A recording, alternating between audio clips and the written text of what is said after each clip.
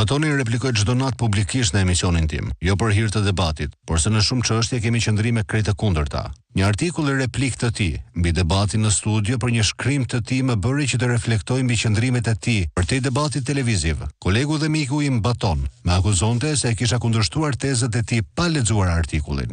E vërtet është, nuk e kisha lexuar, por thjesht pretendimi i tij se Ramos i duhej edhe një mandat tjetër për të bërë Shqipërinë evropiane e bënte leximin e artikullit të panevojshëm. Për shkak të replikës, ju riktheva artikullit për të parë argumentet e tij. U bëra pishman, nuk kishte asnjë argument. Njësoj si Rama që nuk ka program. Në artikullin e parë miku im Baton na thoshte se Ramos i takoi një mandat i katërt, se kishte parë një prezantim të tij me gjas në PowerPoint dhe ishte mbushur mendja. Pasioni religjioz i tij për të paraqitur Ramën si liderin ton, që do na çojë në Europë, më kujtojnë të njëjtin pasion me të cilin promovonte ndarjen e Kosovës dhe idenë se Hashim Thaçi është një shqiptar i madh. Se si shkoi historia ndarjes së Kosovës dhe e Thaçit, tashmë dihet. Batoni thoshte se tek prezantimi i Edi Ramës kishte parë një rrëfim të vendit që po del nga errësira e tranzicionit dhe po sheh veten në pasqyrën e Evropës. Duke shtuar se tek ai prezantim ai kishte parë një ide konkrete se si Shqipëria mund të jetë moderne, efikase, e pasur dhe në fund evropiane. Ku e pe Baton? I magjepsur nga prezantimi, Batoni shprehet se kur sheh me vëmendje prezantimin e tij, nuk shet diktatin e zakonshëm të pushtetit, por një formë të re të qeverisjes që kërkon të bind, jo me frikë, por me përparim, dhe se përballë kësaj, kritika tradicionale humbet pesh, mbetet pezull. Baton, nuk e di se në çfarë universi paralel jeton ti, por sa i përket diktatit dhe frikës, unë mund të tregoj jo një, por mira shembuj se si administrata publike kërcënohet me vendin e punës, nëse nuk siguron 5 vota familjare. Kjo shkon edhe për bizneset private dhe punojësit e tyre. Hajde Baton bëjmë një eksperiment. Marrim një biznes privat që pret Sali Berishën dhe do të shohim se brenda 48 orëve aty do të zbarkojnë tatimorët. Për çfarë lirie dhe përparimi e ke fjalën? Kjo është ajo që ti quan se kjo burokraci po modernizohet dhe po efikasizohet si pjesë e vizionit evropian. Pastaj Batoni thot se është e vërtet se vendimarrja ka centralizim, por se ky centralizim ka sjellë rritjen e pagave, reformimin e arsimit dhe shëndetësisë. Baton, seriozisht e ke? Flet për arsimin dhe arrestimet si sukses në të njëjtin artikull. Ti e quan zhvillim dhe arritje se mburremi për burgjet që hapim dhe shkollat që mbyllen. Ke bërë ndonjëherë analizë se sa është numri i personave në burg në raport me popullsinë? Po sa është numri i shkollave që janë mbyllur në këto 12 vite? Po numri i nxënësve që janë larguar nga vendi bashkë me familjet e tyre? Ke parë ndonjëherë vlerësimin e PISA të studentëve tanë? E di që kemi nxënësit më ignorant në Evropë. E di që në vlerësimin e vitit 2024, nxënësit tanë rankoheshin midis Indonezisë dhe Guatemalës. Merr kurajën dhe flet për sukses dhe zhvillim në shëndetësi. Ty me siguri të duket Vilma Nushi si Marie Curie, se ndryshe nuk ka mundësi. Çdo shërbim shëndetësor është dhënë me koncesion dhe çdo koncesion është në hetim penal. Ministri i Shëndetësisë në burg, pasuesi i atij në hetim, dhe ti flet për suksese në shëndetësi. Në kohën që ti shkruaje për sukseset në shëndetësi, Syri Televizion dha një emision ku tregohej se të sëmurët me kancer ktheheshin mbrapsh se nuk kishte ilaçe. Në të njëjtën kohë, e dytë, në vend që të siguronte ilaçet, inauguronte një investim disa milion euro për një hotel dhe park në ambientet e spitalit Nën Tereza. Ku është zhvillimi Baton? Tek tenderi 10 milion euro për hotelin apo mungesa e ilaçeve për kimioterapi? Në mungesë një argumenti si programi Ramës, Batoni e mbyll artikullin i egzaltuar se Shia e Bashkimit Evropian është përkthyer në gjuhën e një vendi të vogël që ka vendosur më në fund të jetë i madh në vizion. Në cilin vizion? Mund të duket i madh në televizion, por jo në vizion, sepse në vizion nuk është as i madh e as i vogël.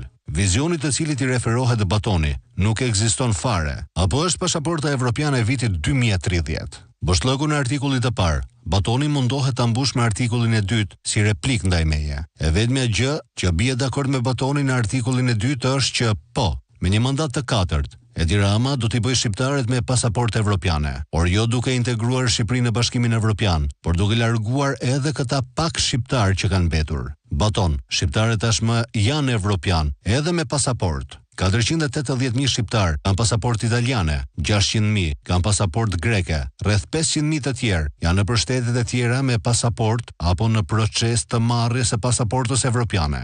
Këto janë shqiptarë që ikën në vitet 90 nga varfëria shkaktuar nga regjimi i partisë së Edi Ramës. Janë edhe 1 milion të tjerë që kanë ikur nga varfëria në udhëheqjen madhështore të Edi Ramës në këto 12 vjet. Nga 70% e popullsisë së Shqipërisë që kanë ikur, 40% tashmë kanë një pasaportë perëndimore. 25% të tjerë që nuk e kanë marrë akoma sepse kanë ikur vonë, do ta marrin edhe ata. 5% të tjerë janë në të zezë. Botoni zemërohet me ne kur nuk e vlerësojmë teksa ai flet për vizion, estetik dhe rend. Të tre këto koncepte bashkohen tek një gjë e vetme, kullat e larta në Tiranë dhe fshatrat turistik në Bregdet. Për vizion, sepse i vetmi vizion i Ramës janë lejet e ndërtimit, për estetik, sepse Rama kujdeset vetë për projektimin e tyre, për rend, sepse ato janë produkti pastrimit të parave të drogës dhe korrupsionit. Korrupsioni, thot Batoni, nuk është shpikje shqiptare, dhe se ajo prek në thelb marrëdhënien midis moralit dhe performancës politike të projektit. Korrupsioni nuk është shpikje shqiptare, por të japësh 130 milion euro për një incinerator që nuk ekziston, kjo është shqiptare. Të kesh gjysmën e kabinetit qeveritar në burg, është shqiptare. Dhe gjysmën tjetër rrugës për aty është shqiptare. Edhe krimi nuk është shpikje shqiptare, por të kesh 26 deputet dhe kryetar bashkisë të një partie të vetme të larguar për shkak të dekriminalizimit është shqiptare, është socialiste, është ediramiste. Korrupsioni nuk është marrëdhënie midis moralit dhe performancës politike. Morali mund të jetë në shoqëri, në kishë dhe në xhami. Në terrenin për të cilin flasim, korrupsioni nuk është çështje morale, por është çështje penale. Në zemrën e çështjes morale, penale dhe evropiane të korrupsionit qeveritar, kemi shembullin e ngrirjes së fondeve IPAR 2 të Bashkimit Evropian. Miku im Baton, Komisioni Evropian çdo vit jep një fond në formën e grantit për AZBR, agjencinë që merret me zhvillimin e bujqësisë në vend. Pas hetimeve të kryera nga zyra e OLAF, Prokuroria e Komisionit Evropian, rezultoi se këto fonde ishin abuzuar dhe vjedhur. Si mas, Komisioni Evropian ka ngrirë plot 270 milion euro të destinuara për këtë projekt. Ka më shumë se 3 vjet që këto fonde janë të ngrira në pritje të masave që do ndërmarrë qeveria shqiptare për të adresuar problemin e vjedhjes. E debaton se cila është masa që ka marrë qeveria shqiptare. Frida Krifca, nga titullari e atij institucioni, në vend që të shkarkohej, u promovua ministre e bujqësisë. Zyra e OLAF ka depozituar dosjen e plot në SPAK, por ndaj saj nuk ngrihet akuzë dhe as nuk arrestohet sepse i duhet Edi Ramës të kaloj një herë 11 majin. Batoni mburr Ramën se bëri reformën në drejtësi dhe se krijoi SPAK, i cili nuk ndalon më në derën e ministrisë. A nuk ishte Edi Rama ai që para pak javësh i tha SPAK-ut në konferencë për shtyp dhe mos guxoni të kërkoni telefonin tim. Për çfarë reformën në drejtësi flet ti Baton? Për çfarë SPAK-u? Atë të Irena Gjokës, e cila është provuar me dokumente zyrtare që është dënuar në Greqi, me vendim të formës së prerë, që megjithatë ka kaluar vettingun dhe në vend të ishte në burg për falsifikim të formularit të dekriminalizimit, ajo mbahet në detyrë se duhet të burgos Sali Berishën. Apo për SPAK-un që akuzon Bardh Spahin për shpërdorim të tyre, se ka shkarkuar nga puna një drejtor ujësjellsi me rekomandim të KLSH-s. Ndërkohë që për 12 vjet, shteti shqiptar ka paguar 170 milion euro për largime të padrejta nga puna nga qeveria e Edi Ramës. Apo për atë që mbyll hetimin ndaj vëllait të Ramës, duke thënë se nuk e dim kush ka qenë në makinë me trafikantët, por nuk ka qenë Olsi, ku Sali Berisha provon me dokumenta zyrtare se ai ka udhëtuar të paktën 7 herë me makinë me trafikantët. Ku Olsi thot jo 7, por vetëm një herë, dhe SPAK thot asnjëherë. Për SPAK që arreston Erion Velien për blerje të bashkëshortës, por jo për firmat e tij në vjedhjet e provuara prej qindra milion eurosh. Mund të vazhdoj pafund me shembuj. Nga arrestimi i Sali Berishës, Ilir Metës, Jervin Saljanit, deri tek përndjekja e Arben Ahmetajt, tek qindra dosje ministrash, drejtorësh, të cilat mbahen të pluhurosura nga SPAK. Prandaj Baton, nuk ta lexova shkrimin e parë, sepse ai nuk ka të bëjë as me çështje vizioni, as korrupsioni, as pasioni, por misioni.